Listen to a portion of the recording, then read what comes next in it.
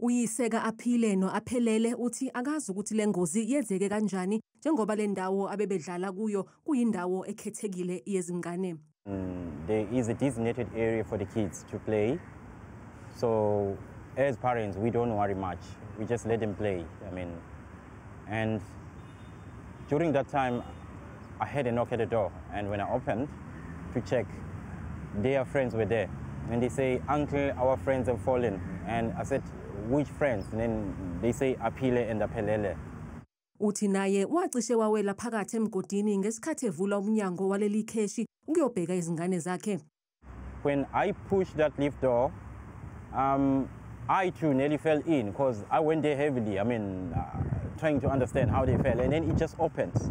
And when you look down, it's an open shaft straight to the ground. So I had to run down to the ground. When I reached there, the same lift that is not working, when you push the door, it just opens. Then I jumped into the basement. Using my phone torch, that's where I saw my kids. Uthi uzamile ukuhlenga indodana yakhe. I had to try to save them. Unfortunately, upon my arrival, according to the doctor, my son was already gone. And my daughter wasn't responding, so I spent a whole night there at the hospital. They then decided to put her in a coma.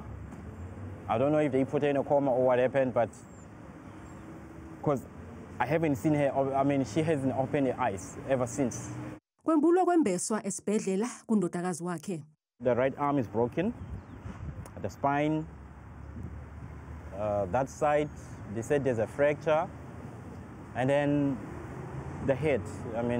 She's badly injured and she's very swollen currently because there was some bleeding internally. Umndeni weSisulu aweneme ngesixoliso sabaphathi besakhiwo. Uphenyo mayelana nembangela yale ngozi luyaqhubeka.